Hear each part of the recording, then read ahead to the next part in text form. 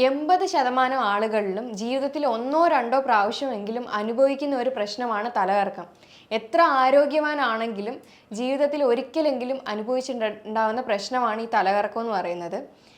ഇത് ശരിക്കും ഒരു രോഗമാണോ അതോ രോഗലക്ഷണമാണോ? ഇതെങ്ങനെ നമുക്ക് മാനേജ് ചെയ്യാം, ഇതെങ്ങനെയാണ് വരുന്നത് എന്നുള്ളതാണ് നമ്മുടെ ഇന്നത്തെ വീഡിയോ. എൻ്റെ പേര് doctor Sandra Ajith, medical officer, Prana nature care centre, കൊല്ലം.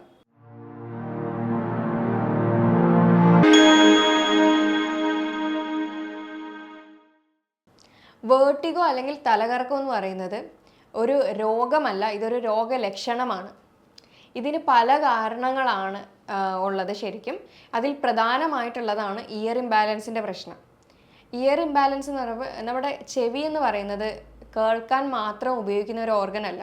അപ്പോൾ ഇതിനകത്ത് എന്തെങ്കിലും നെർവ്സിൻ്റെ പ്രശ്നമോ അല്ലെങ്കിൽ ഉള്ളിൽ എന്തെങ്കിലും മിഡിൽ ഇയർ ഇൻഫെക്ഷനോ അല്ലെങ്കിൽ മറ്റെന്തെങ്കിലും കാൽഷ്യം കാർബണേറ്റ് എന്ന് പറയുന്ന ഒരു ക്രിസ്റ്റൽ ഉണ്ട്, അപ്പോൾ അതിൻ്റെ സ്ഥാനമാറ്റമോ ഒക്കെ വരുമ്പോഴാണ് ഈ പറയുന്ന ഇയർ ഇംബാലൻസിൻ്റെ പ്രശ്നം വരുന്നത്.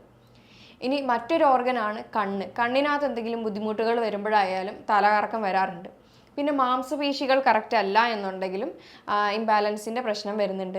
തലയ്ക്കകത്ത് എന്തെങ്കിലും ട്യൂമറിൻ്റെ വളർച്ചയോ അല്ലെങ്കിൽ നമ്മുടെ തലയ്ക്കുള്ളിലെ സെറിബെല്ലത്തിന് എന്തെങ്കിലും പ്രശ്നങ്ങൾ വന്നു കഴിഞ്ഞാലോ, ഇതാണ് ബാലൻസ് ചെയ്യുന്നത്. അപ്പോൾ അതിനകത്ത് എന്തെങ്കിലും പ്രശ്നം വന്നു കഴിഞ്ഞാലോ അല്ലെങ്കിൽ ബ്രെയിനിനകത്ത് ഉള്ള ഫൈബേഴ്സിന് എന്തെങ്കിലും ഡാമേജോ ഡിഫക്റ്റ് വന്നു കഴിഞ്ഞാലോ ഒക്കെ തലകറക്കം വരാം. ഗ്യാസ്ട്രൈറ്റിസിന് തലകറക്കം വരാം, മൈഗ്രെയിന് തലകറക്കം വരാം, അതേപോലെ യൂറിനറി ഇൻഫെക്ഷൻസ് ഉണ്ടെങ്കിൽ തലകറക്കം വരാം. പിന്നെ പ്രധാനമായിട്ടുള്ള വൈറ്റമിൻ B1 കുറഞ്ഞു കഴിഞ്ഞാൽ തലകറക്കം വരുന്നുണ്ട്.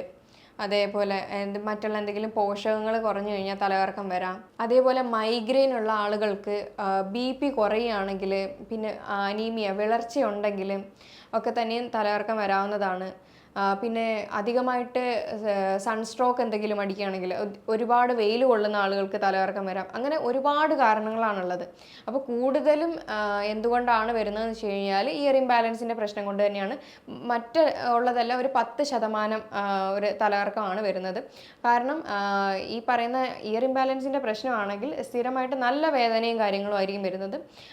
ചെറിയ കാര്യങ്ങൾ തൊട്ട് വലിയ കാരണങ്ങൾക്ക് വരെയും തലകറക്കം വരാം. അപ്പോൾ തലകറക്കം ഉള്ള ആളുകളാണെങ്കിൽ ഉറപ്പായിട്ടും അത് എന്ത് കൊണ്ടാണ് വരുന്നതെന്നുള്ളത് ഡയഗ്നോസ് ചെയ്യേണ്ടത് വളരെ വലിയ കാര്യമാണ്. കാരണം ചെറിയ ഇഷ്യൂ തൊട്ട് വലിയ ട്യൂമർ വളർച്ചയും കാര്യങ്ങളും വരെയും തലകറക്കം അനുഭവപ്പെടുന്നുണ്ട്. അങ്ങനെയുള്ള തലകറക്കം എന്ന് വെച്ച് കഴിഞ്ഞാൽ അത് ചെറിയ തരത്തിലുള്ള തലകറക്കം ആയിരിക്കാം, അത് ലോങ് ടേമിലേക്ക് ഉണ്ടാവും. നമുക്ക് സാധാരണ വരുന്ന തലകറക്കം എന്ന് പറയുന്നത് ഇയർ ഇംബാലൻസിൻ്റെ പ്രശ്നമാണെങ്കിൽ അത് നല്ല വേദനയായിരിക്കും, അത് ഒരുപാട് നാളുണ്ടാവത്തില്ല, അത് പെട്ടെന്ന് കണ്ടുപിടിക്കുകയും ചെയ്യും. ഒരുപാട് വേദനയാകുമ്പോഴത്തേക്ക് ആളുകൾ പെട്ടെന്ന് ശ്രദ്ധിച്ച് അതെന്തുവാണെന്ന് പോയിട്ട് നോക്കാറുണ്ടാവും. അപ്പം അത് നമുക്ക് പെട്ടെന്ന് മാറ്റിയെടുക്കാവുന്നതേ ഉള്ളൂ. അപ്പോൾ എന്താണ് അതിൻ്റെ കാരണം എന്ന് കണ്ടുപിടിക്കുന്നത് ഇതിനകത്ത് ഭയങ്കര ഇമ്പോർട്ടൻ്റ് ആയിട്ടുള്ള കാര്യമാണ്. നമ്മൾ പറഞ്ഞു ബാക്കിയുള്ള 90% നമുക്ക് തലകറക്കം വരുന്നതിൻ്റെ പ്രധാനമായിട്ടുള്ള കാരണം ഇയർ ഇംബാലൻസിൻ്റെ പ്രശ്നമാണ്. അതായത് അതിൽ തന്നെ ഒന്നാമത്തത് BPPV ആണ്, ബെനൈൻ പാരോക്സിമൽ പൊസിഷണൽ വേർട്ടിഗോ എന്നറിയപ്പെടുന്നതാണ്. രണ്ടാമത്തേത് മെയിനേഴ്സ് ഡിസീസ് ആണ്. മൂന്നാമത്തേത് ലാബ്രിന്തൈറ്റിസ്. ഇപ്പോൾ ഇത് മൂന്നുമാണ് പ്രധാനമായിട്ടും വരാനായിട്ടുള്ള കാരണം. BPPV എന്ന് പറയുന്നത് പൊസിഷണൽ വേർട്ടിഗോ ആണ്. അപ്പോൾ ഒന്നെങ്കിൽ അത് സബ്ജക്റ്റീവ് അല്ലെങ്കിൽ ഓബ്ജക്റ്റീവ് എന്നുള്ള രീതിയിൽ, അതായത് ഒന്നെങ്കിൽ നമ്മൾ തന്നെ സ്വയമായിട്ട് കറങ്ങുന്നതോ അല്ലെങ്കിൽ ചുറ്റുപാടും കറങ്ങുന്ന പോലെ ആയിരിക്കും തോന്നുന്നത്. അത് ഒരുപാട് നേരത്തേക്കൊന്നും ലാസ്റ്റ് ചെയ്യത്തില്ല. ഇതിൻ്റെ ലക്ഷണം എങ്ങനെയാണെന്ന് വെച്ച് കഴിഞ്ഞാൽ ഒരു സൈഡിലേക്ക് ചരിയുമ്പോൾ മാത്രമായിരിക്കും ചിലപ്പോൾ തല കറങ്ങുന്നത്. ഒന്നെങ്കിൽ പെട്ടെന്നൊന്ന് കുനിഞ്ഞിട്ട് എന്തെങ്കിലും താഴ്ന്ന സാധനങ്ങൾ എടുക്കുമ്പോൾ തലകറക്കം വരാം, അല്ലെങ്കിൽ ചിലപ്പോൾ അയയിൽ തുണി വിരിക്കുന്ന സമയത്തോ, അല്ലെങ്കിൽ ആരെങ്കിലും പുറകിൽ നിന്ന് വിളിക്കുമ്പോൾ പെട്ടെന്നൊന്ന് തിരിയുമ്പോൾ, അല്ലെങ്കിൽ ബെഡിൽ നിന്ന് എണീറ്റിരിക്കുന്ന സമയത്തോ ഒക്കെ വരുന്ന ഒരു 2-3 സെക്കൻഡ് വരുന്ന ഒരു തലകറക്കമാണ് ഈ പറയുന്ന BPPVക്ക് ഉണ്ടാവുന്നത്. സോ ഈ ഒരു തലകറക്കം BPPV ആണ് എന്ന് തന്നെ ഉറപ്പുവരുത്തേണ്ടത് വളരെ അത്യാവശ്യമാണ്. കാരണം ചെറിയ കാരണം തൊട്ട് BPPV തൊട്ട് വലിയ ട്യൂമർ വളർച്ച വരേക്കും ഈ പറഞ്ഞ തലകറക്കം വരാമെന്ന് നമ്മൾ പറഞ്ഞു. അതുപോലെ സ്ട്രോക്ക് വന്നു കഴിഞ്ഞാലും ചിലപ്പോൾ അറിയത്തില്ല. സ്ട്രോക്ക് വന്നു കഴിഞ്ഞാലും ഇതിൻ്റെ ഏകദേശം ലക്ഷണങ്ങളും കാര്യങ്ങളൊക്കെ തന്നെയാണ് കാണിക്കുന്നത്. ബി ഫാസ്റ്റ് എന്നുള്ള കാര്യങ്ങളാണ് നമ്മൾ ഈ സ്ട്രോക്ക് വരികയാണെങ്കിൽ ആദ്യം തന്നെ ചെക്ക് ചെയ്യുന്നത്. അതായത് B എന്ന് പറയുന്നത് നമ്മുടെ ബാലൻസിൻ്റെ ഇഷ്യൂസ് എന്തെങ്കിലും വരികയാണെങ്കിൽ, അതേപോലെ E എന്ന് പറഞ്ഞു കഴിഞ്ഞാൽ ഐസൈറ്റ് എന്തെങ്കിലും ചേഞ്ചസോ കാര്യങ്ങളോ വന്നു കഴിഞ്ഞാൽ അത് ശ്രദ്ധിക്കേണ്ടതാണ്.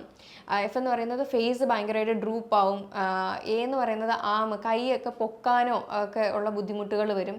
പിന്നെ ടി എന്ന് പറയുന്നത് time to call, emergency call തന്നെ വിളിക്കാവുന്ന ടൈമാണ്. അപ്പോൾ ഇതാണ് ബി ഫാസ്റ്റ് എന്ന് പറയുന്നത്. അപ്പോൾ ഇങ്ങനത്തെ എന്തെങ്കിലും സിംറ്റംസ് കണ്ടു കഴിഞ്ഞാൽ ചിലപ്പോൾ അത് സ്ട്രോക്ക് ആയേക്കാം. അതുകൊണ്ട് എന്താണ് തലകറക്കത്തിൻ്റെ കാരണം റൂൾ ഔട്ട് ചെയ്യുന്നത് ഭയങ്കര ഇമ്പോർട്ടൻ്റ് ആയിട്ടുള്ള കാര്യമാണ്.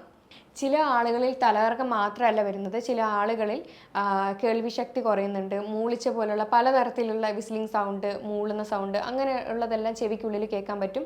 അടുത്തുള്ള ആളുകൾക്ക് കേൾക്കില്ല, ഈ പറയുന്ന പേഷ്യൻറ്റിന് കേൾക്കാവുന്നതാണ്.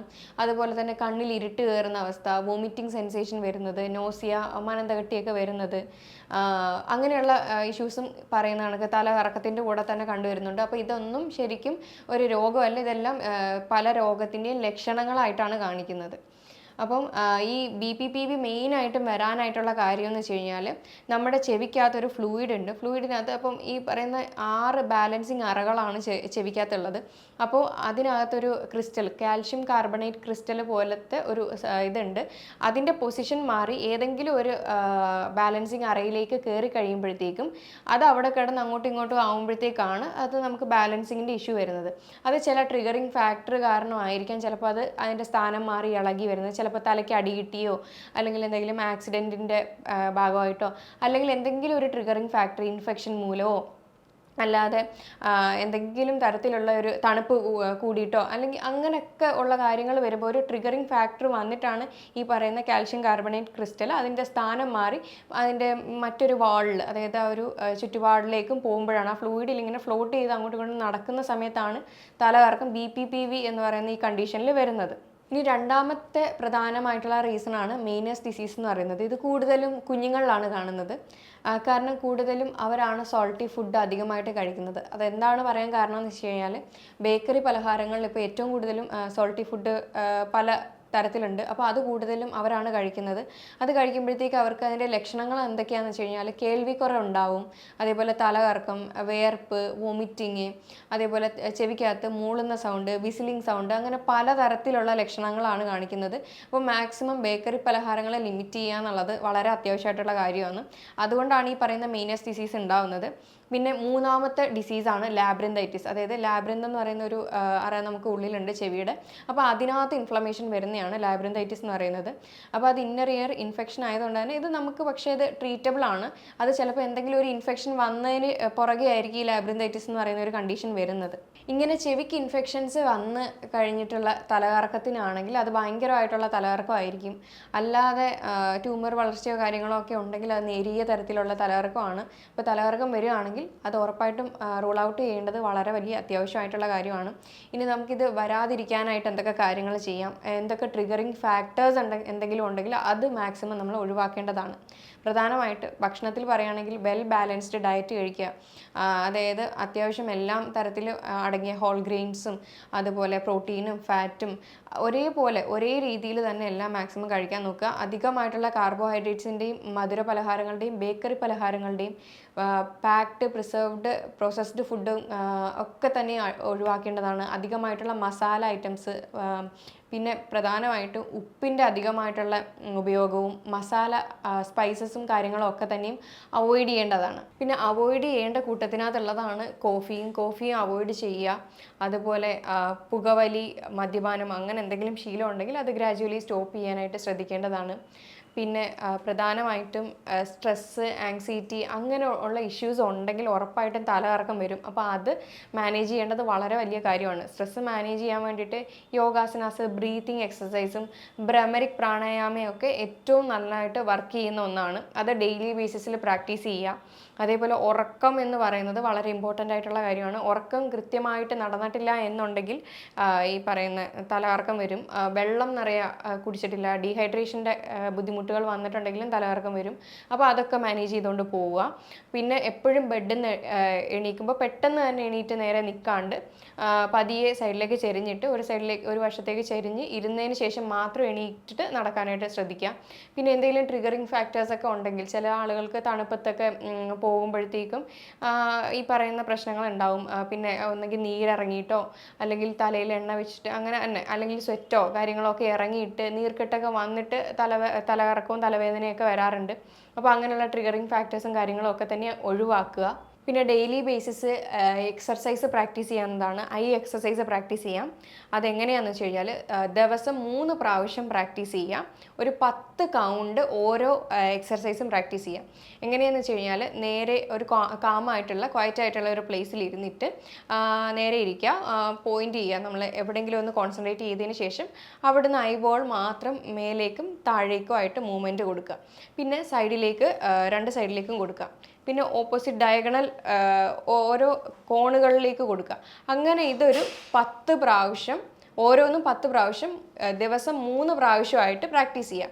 പിന്നെ ഒരു പെൻ അല്ലെങ്കിൽ നമ്മുടെ ചൂണ്ടുവിരൽ മുഖത്തിന് നേരെ വെച്ചതിന് ശേഷം അത് മൂവ് ചെയ്തുകൊണ്ട് അതിനകത്തേക്ക് മാത്രം ഫോക്കസ് ചെയ്യുക. അതൊരു 10 പ്രാവശ്യം മേലേക്കും താഴേക്കും സൈഡിലേക്ക്, അതേപോലെ ഇപ്പം നമ്മൾ നേരത്തെ ചെയ്ത പോലെ കോണുകളിലേക്കും വെച്ച് ഫോക്കസ് ചെയ്യുക. അപ്പോൾ ഇതിങ്ങനെ ചെയ്യുകയാണെങ്കിൽ ഒരു പരിധി വരെ നമുക്ക് ഈ തലകറക്കത്തിൻ്റെ പ്രശ്നം കുറയ്ക്കാൻ പറ്റും. കണ്ണിനായാലും സ്ട്രെസ്സ് കുറയും. കണ്ണിന് ഒരു റിലാക്സേഷൻ കാമിങ് എഫക്റ്റ് കിട്ടുന്ന ഒന്നാണ്. പിന്നെ ഇതിന് ചില അക്യുപ്രഷർ പോയിന്റുകളുണ്ട്. അപ്പോൾ അത് ഡെയിലി ബേസിസ് ഇതേപോലെ 3 പ്രാവശ്യം പ്രാക്ടീസ് ചെയ്യാവുന്നതാണ്. അത് പ്രഷർ കൊടുത്ത് റിലീസ് ചെയ്യേണ്ട കുറച്ച് പോയിന്റ്സ് ആണ്. അത് പ്രധാനമായിട്ടും നമ്മൾ പറയുന്നത് ഉള്ളം കൈയുടെ ആ ഒരു ഭാഗത്തിൽ കുറച്ചുകൂടെ മേലേക്കായിട്ടുള്ള ഒരു പോയിന്റാണ്. അതെങ്ങനെയാണ് ലൊക്കേറ്റ് ചെയ്യുന്നതെന്ന് വെച്ച് കഴിഞ്ഞാൽ കൈ ഇങ്ങനെ എടുത്തിട്ട് അവിടെ ഒരു 3 വിരൽ വെക്കുക. റിസ്റ്റിൻ്റെ അവിടെ നിന്ന് 3 വിരൽ താഴേക്ക് വെച്ചിട്ട് അവിടെ ഒരു ടെൻഡൻ്റെ നടുക്ക് ഒരു പോയിന്റ് വരുന്നുണ്ട്. അവിടെ ഇങ്ങനെ പ്രഷർ കൊടുക്കുക, റിലീസ് ചെയ്യുക, പ്രഷർ കൊടുക്കുക, റിലീസ് ചെയ്യുക. അങ്ങനെ ഒരു 10 പ്രാവശ്യം ചെയ്യാവുന്നതാണ്. അതുപോലെ തന്നെ മേത്തി സീഡ്, അതായത് ഫെനുഗ്രീക്ക് ഉലുവ ഉപയോഗിച്ചിട്ട് അവിടെ നമുക്ക് പ്രഷർ പോയിന്റ് തന്നെ ഉണ്ട്. അപ്പോൾ അവിടെ അത് ഒരു സ്റ്റിക്കറിൽ അത് ഉലുവ എടുത്തിട്ട് ആ ഒരു പോയിന്റിലേക്ക് ഒട്ടിച്ചു വെക്കാവുന്നതാണ്. ഏതൊക്കെയാണ് പോയിന്റ് എന്ന് വെച്ച് കഴിഞ്ഞാൽ നെയിൽ ബെഡിന് താഴെയായിട്ട്, തള്ളവിരലിൻ്റെ നെയിൽ ബെഡിന് താഴെയായിട്ട് കാണുന്ന ഒരു പോയിൻ്റാണ്. ഇവിടെ ഒന്ന് ഒട്ടിച്ചു വെക്കാവുന്നതാണ്. പിന്നെ രണ്ടാമത്തെ പോയിന്റ് എന്ന് പറയുന്നത് ഈ 2 വിരലുകൾക്കും നടുവിൽ, ആദ്യത്തെ ഈ പറയുന്ന റിംഗ് ഫിംഗറിനും മിഡിൽ ഫിംഗറിനും നടുവിലൊരു പോയിന്റ് ഉണ്ട്. ഇവിടെയും മേത്തി സീഡ് ഒട്ടിച്ചു വെക്കാവുന്നതാണ്. ഇതൊരു 20 മിനിറ്റോളം അങ്ങനെ ഒട്ടിച്ച് വെച്ചിരിക്കുക. അല്ലെങ്കിൽ അത് ഇളകി പോകുന്നവരെ ആയാലും പ്രശ്നമില്ല. അത് ദിവസവും ചെയ്യാനായിട്ട് ശ്രദ്ധിക്കുക. അപ്പോൾ ഇത്രയൊക്കെ ചെയ്തു കഴിഞ്ഞാൽ തന്നെ ഒരു പരിധി വരെ നമുക്ക് തലകറക്കത്തിന് മാനേജ് ചെയ്യാൻ പറ്റും. പക്ഷേ ഇതിൻ്റെ റൂട്ട് കോസ് കണ്ടെത്തി ട്രീറ്റ് ചെയ്തില്ലെങ്കിൽ തലകറക്കം റീഒക്കർ ആകാനായിട്ടുള്ള ചാൻസ് കൂടുതലാണ്. അപ്പോൾ എന്താണോ അതിൻ്റെ പ്രശ്നം അത് കണ്ടെത്തി അതിനെ ട്രീറ്റ് ചെയ്യേണ്ടത് വളരെ വലിയ അത്യാവശ്യമാണ്. തലകറക്കം വരാനായിട്ട് മറ്റൊരു റീസൺ എന്ന് വെച്ച് കഴിഞ്ഞാൽ ശരീരത്തിൽ പിത്ത അധികമാണെങ്കിൽ അത് നമ്മൾ കുറച്ച് കഴിയുമ്പോൾ തന്നെ തലകറക്കം കുറയും. ഇതെങ്ങനെ ചെയ്യണമെന്ന് വെച്ച് കഴിഞ്ഞാൽ കുറച്ച് ജീരകം എടുത്ത് നന്നായിട്ട് റോസ്റ്റ് ചെയ്യുക. റോസ്റ്റ് ചെയ്തതിന് ശേഷം അത് നന്നായിട്ട് തിളപ്പിച്ചെടുത്ത് ബോയിൽ ചെയ്ത് നന്നായിട്ട് എടുത്തതിന് ശേഷം അതിനകത്ത് 3-4 drop of lemon juice add ചെയ്യുക. ലെമൺ ജ്യൂസ് ആഡ് ചെയ്തിട്ട് അത് ഡെയിലി ബേസിസിൽ എംപ്റ്റി സ്റ്റൊമക്കിൽ രാവിലെ വെറും വയറ്റിൽ ഒരാഴ്ചത്തോളം കുടിക്കാവുന്നതാണ്. അപ്പോൾ നമ്മുടെ വയറ്റിനകത്ത് ചെന്നതിന് ശേഷം ഇത് പിത്ത കുറയ്ക്കുകയും അതേപോലെ പിത്തം കുറയുമ്പോഴത്തേക്കും തലകറക്കത്തിന് നന്നായിട്ടൊരു ശമനം ലഭിക്കുകയും ചെയ്യുന്നുണ്ട്. അപ്പോൾ ഇത്രയൊക്കെ ചെയ്തിട്ട് മാറുന്നില്ല എന്നുണ്ടെങ്കിൽ ഉറപ്പായിട്ടും ഒരു എക്സ്പേർട്ടിനെ കണ്ട് ഒപ്പീനിയൻ എടുക്കേണ്ടത് വളരെ വലിയ അത്യാവശ്യമാണ്. ഈ പറയുന്ന മറ്റ് BPPയും കാര്യങ്ങളൊക്കെ ആണെങ്കിൽ ചിലത് കൂടുതലും എക്സർസൈസിനകത്തൂടെ തന്നെ മാറ്റാൻ പറ്റുന്ന കാര്യങ്ങളാണ്. അതൊരു പൊസിഷൻ ബേസ് ചെയ്തിട്ട് ഏത് അറകളിലാണ് ആ കാൽഷ്യം ക്രിസ്റ്റൽ അടിഞ്ഞിരിക്കുന്നത്, അപ്പോൾ ആ ഒരു പൊസിഷനിൽ മാത്രമായിരിക്കും തലകറക്കം വരുന്നത്. അപ്പോൾ അത് കറക്റ്റ് ചെയ്യാൻ ചില എക്സർസൈസുകൾ കൊണ്ട് മാത്രം പറ്റും. അത് എവിടെയാണെന്നുള്ളത് ഒരു ഡോക്ടറിന് മാത്രമായിരിക്കും കണ്ടുപിടിക്കാൻ പറ്റുന്നത്. അത് ഉടനെ പോയിട്ട് കണ്ടുപിടിച്ച് അതിനുള്ള എക്സർസൈസും കാര്യങ്ങളും ചെയ്യാം. മറ്റ് ഡിസീസും കാര്യങ്ങളൊക്കെയാണ് ചിലപ്പോൾ മെഡിക്കേഷൻസ് എടുക്കേണ്ടി വരും, ചില സപ്ലിമെൻറ്റ്സും കാര്യങ്ങളൊക്കെ എടുക്കേണ്ടി വരും. അപ്പോൾ അത് കണ്ടുപിടിച്ച് എന്താണെന്നുള്ളത് ട്രീറ്റ് ചെയ്യാം. ഞാൻ ഈ പറഞ്ഞ കാര്യങ്ങൾ എന്തെങ്കിലും ഡൗട്ട് ഉണ്ടെങ്കിൽ താഴെ തന്നിരിക്കുന്ന നമ്പറിൽ കോൺടാക്റ്റ് ചെയ്യാവുന്നതാണ്. ഇനി മറ്റൊരു ഹെൽത്ത് ടോപ്പിക് വീഡിയോയുമായിട്ട് വീണ്ടും കാണാം. താങ്ക്